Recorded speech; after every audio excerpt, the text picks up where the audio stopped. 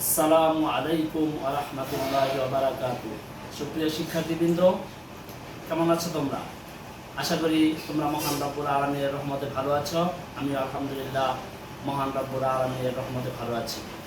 তো তোমাদের আজকের যে বিষয়ের উপর ক্লাস নেওয়া হবে, সপ্তম শ্রেণীর ইসলাম ও নৈতিক শিক্ষা বিষয়ের অধ্যায় 4 পাঠ 12 এর উপর আজকের পাঠ শিরোনাম হচ্ছে প্রতারণা, যার আরবি প্রতিশব্দ হচ্ছে আল গাস্যু। তো এই প্রতারণা শব্দটি মূলত এটি বাংলা শব্দ, এর আরবি প্রতিশব্দ হচ্ছে আল গাস্যু, যার অর্থ হচ্ছে ঠকানো, ধোঁকা দেওয়া, প্রবঞ্চনা, ফাঁকি দেওয়া। তো মূলত ইসলামী শরীয়তের পরিভাষায় কথাবার্তায়, আচার আচরণে, কাজে কর্মে এবং ব্যবসা বাণিজ্যে প্রভৃতি ক্ষেত্রে মানুষকে ধোঁকা দেওয়াকে প্রতারণা বলা হয়ে থাকে। তো এছাড়াও প্রতারণার ব্যবহারার্থে মানুষের সাথে অঙ্গীকার ভঙ্গ করা, কোনো পণ্য দ্রব্যের মধ্যে ভেজাল মিশ্রিত করা, এগুলো প্রতারণার অন্তর্ভুক্ত বিষয়। তো প্রতারণার কুফল, মূলত প্রতারণা করা অত্যন্ত গর্হিত ও নিন্দিত কাজ। এটি আখলাকে জামিমার অত্যন্ত গুরুত্বপূর্ণ এবং অত্যন্ত খারাপ ও নিন্দনীয় কাজ হচ্ছে প্রতারণা। এই প্রতারণা যে করবে সে দুনিয়া এবং আখিরাতে উভয় জাহানে কঠিন শাস্তি ভোগ করবে। সে মানুষের দ্বারা সমাজে নিন্দিত হবে, অপমানিত হবে, সকলের নিকট থেকে সে নিজেকে অপরাধী মনে করবে এবং সকলের দ্বারা সে অপমানিত হবে। ইসলাম প্রতারণা করাকে কখনোই সমর্থন করে না, এটি মিথ্যার শামিল। মূলত প্রতারণার মধ্য দিয়ে মানুষ মিথ্যা কাজের মধ্যে জড়িত হয়ে পড়ে, মিথ্যা কথার মধ্যে শামিল হয়ে যায়।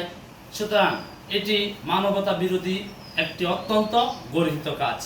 আর এই প্রতারণার মধ্যে সত্য এবং মিথ্যার সংমিশ্রণ করা হয়ে থাকে, যা কখনোই কোনো মুসলিমের জন্য কাম্য নয়। এমনকি কোনো ধর্মে প্রতারণা গ্রহণযোগ্য নয়। ইসলাম প্রতারণাকে সম্পূর্ণভাবে নিষিদ্ধ ঘোষণা করেছে। পবিত্র কোরআনুল হাকিমে আল্লাহ রাব্বুল আলামিন ইরশাদ করেছেন, ওয়ালা তালবিসুল হাক্কা বিল বাতিলি ওয়া তাকতুমুল হাক্কা ওয়া আনতুম তা'লামুন। মহান আল্লাহ রাব্বুল আলামিন পবিত্র কোরআনুল হাকিমে ইরশাদ করেছেন, তোমরা সত্যর সাথে মিথ্যার সংমিশ্রণ করো না এবং জেনে শুনে তোমরা সত্যকে গোপন করো না। সূরা বাকারা আয়াত 42। সুতরাং এখানেও সত্যের সাথে মিথ্যাকে শরীক করা, মিথ্যাকে সত্যের সাথে মিশ্রণ করাকে আল্লাহ তাআলা নিষিদ্ধ ঘোষণা করেছেন। সুতরাং এই প্রতারণা হচ্ছে একটি সামাজিক অপরাধ। এর মধ্য দিয়ে সমাজে বিশৃঙ্খলার সৃষ্টি হয়, সমাজে অশান্তি নেমে আসে, সমাজের মানুষের জীবনযাত্রা দুর্বিষহ হয়ে ওঠে।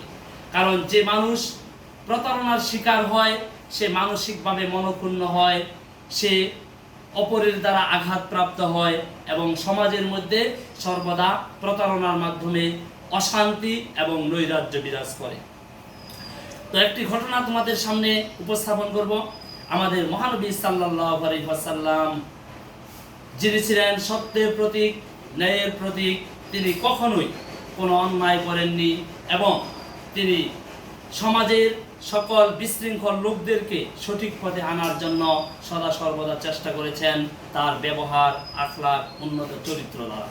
রাসূল আকরাম সাল্লাল্লাহু আলাইহি ওয়াসাল্লাম একদিন বাজারের মধ্যে প্রবেশ করলেন এবং তিনি দেখতে পেলেন যে একটি বিশাল খাদ্যের স্তূপ দেখা যাচ্ছে।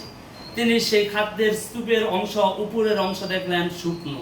এটি লক্ষ্য করে তিনি সেই খাদ্যের ভিতরের অংশ কেমন এটি দেখার জন্য সেই খাদ্যদ্রব্যের স্তূপের মধ্যে তিনি হাত প্রবেশ করালেন এবং তিনি উপলব্ধি করতে পারলেন খাদ্যদ্রব্যের নিচের অংশে রয়েছে ভিজা অংশ। এটি লক্ষ্য করে তিনি সেই বিক্রেতাকে লক্ষ্য করে বললেন যে আপনার খাদ্যের নিচের অংশ কেন ভিজা? এবং উপরের অংশ কেন শুকনো রয়েছে? তখন সেই লোকটি বলল যে হঠাৎ করে বৃষ্টি আসার কারণে সেই বৃষ্টির পানি ভিতরে যাওয়ার দরুন খাদ্যদ্রব্যের নিচের অংশ ভিজা রয়েছে। তখন রাসূল সাল্লাল্লাহু আলাইহি ওয়াসাল্লাম বললেন যে আপনার উচিত ছিল সেই ভিজা অংশ উপরে রাখা, শুধু শুকনো অংশ উপরে রাখা নয়। সুতরাং এই ঘটনার মধ্য দিয়েও বোঝা যাচ্ছে রাসূল আকরাম সাল্লাল্লাহু আলাইহি ওয়াসাল্লাম বুঝাতে চেয়েছেন যে তার খাদ্যের নিচে যেমন অংশ রয়েছে উপরের অংশটাও তেমনই থাকবে। আমরা বিভিন্ন স্থানে লক্ষ্য করি যে বিভিন্ন দোকানদাররা কি করতেছে, যে অনেকে কেউ ভিজা মাল নিচে রাখছে, উপরে শুকনো মাল রাখছে, যা রাখা উচিত নয়। তো রাসূল আকরাম সাল্লাল্লাহু আলাইহি ওয়াসাল্লাম প্রতারণা প্রসঙ্গে ইরশাদ করেছেন, ক্বালা রাসূলুল্লাহ সাল্লাল্লাহু আলাইহি ওয়াসাল্লাম মান গাশশা ফালাইসা মিন্নি, আও কামা ক্বালা রাসূলুল্লাহ সাল্লাল্লাহু আলাইহি ওয়াসাল্লাম, রাওয়াহুল মুসলিম। মুসলিম শরীফের হাদিসের মধ্যে এসেছে রাসূল আকরাম সাল্লাল্লাহু আলাইহি ওয়াসাল্লাম ইরশাদ করেন, যে ব্যক্তি প্রতারণা করে সে আমার উম্মতের অন্তর্ভুক্ত নয়। অর্থাৎ প্রতারণাকারী ব্যক্তি রাসূলের উম্মত হতে পারে না। সুতরাং আমরা প্রতারণা থেকে নিজেকে বিরত রাখবো, আমাদের চরিত্রকে উন্নত রাখবো, কলুষ মুক্ত রাখবো। আমরা অঙ্গীকার রক্ষা করব, কথা দিয়ে কথা রাখবো। আমরা কখনো প্রতারণা করব না, অন্যায় ভাবে সত্যের সাথে মিথ্যার সংমিশ্রণ করব না। তো মূলত প্রতারণা করা হচ্ছে মুনাফিকের কাজ। এর শাস্তি আল্লাহ রাব্বুল আলামিন প্রদান করবেন কঠিনভাবে। প্রতারণার শাস্তি হবে অত্যন্ত ভয়াবহ। তো প্রতারণা থেকে কিভাবে বেঁচে থাকা যায়? আমাদেরকে আল্লাহ রাব্বুল আলামিনের উপর পরিপূর্ণভাবে বিশ্বাস পোষণ করতে হবে। আল্লাহ রাব্বুল আলামিনকে যথাযথ ভয় করতে হবে।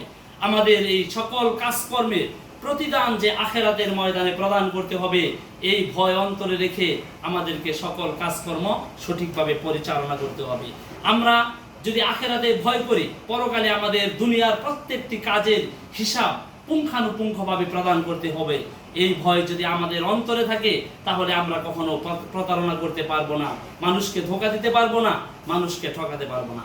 সুতরাং আমি একজন ব্যবসায়ী হিসেবে, আমি একজন ঠিকাদার হিসেবে, বা আমরা যে পেশার মধ্যে নিয়োজিত থাকি না কেন, আমাদের কাজের স্বচ্ছতা আমরা সুন্দরভাবে উপস্থাপন করব। আমরা স্বচ্ছ এবং সুন্দরভাবে সত্যের মধ্য দিয়ে, ন্যায়ের মধ্য দিয়ে আমরা আমাদের কাজ পরিচালনা করব। এর মধ্য দিয়ে আমরা দুনিয়াতেও যেমন সুনাম এবং সাফল্য লাভ করতে সক্ষম হব, এরকম ভাবে আখিরাতেও আমরা মুক্তি এবং নাজাত লাভ করতে সক্ষম হব। আল্লাহ রাব্বুল আলামিন যেন আমাদের ঈমানে মজবুতি দান করেন, আমাদেরকে সকল ধরনের কাজকর্মে ন্যায়ের সাথে সত্যের সাথে করার তৌফিক দান করেন, এবং প্রতারণা থেকে যেন আমরা বেঁচে থাকতে পারি। আমরা যেন কথা দিয়ে কথা রাখি, সকল কাজকর্মে যেন আমরা সত্য পথ অবলম্বন করি। আল্লাহ তাআলা আমাদেরকে সে তৌফিক দান করুন, আমিন। প্রিয় শিক্ষার্থীরা, এ পর্যায়ে তোমরা তোমাদের আজকের বাড়ির কাজ দেখে নাও। আজকের বাড়ির কাজ হচ্ছে, সবাই খেয়াল করো, আজকের বাড়ির কাজ হচ্ছে প্রতারণার কুফল ব্যাখ্যা করো। প্রতারণার কুফল ব্যাখ্যা করো।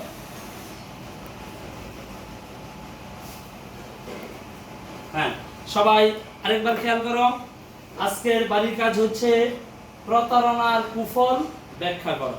অর্থাৎ প্রতারণার মধ্য দিয়ে সমাজে কি কি অশান্তি ঘটে থাকে সে বিষয়ে ব্যাখ্যা করো।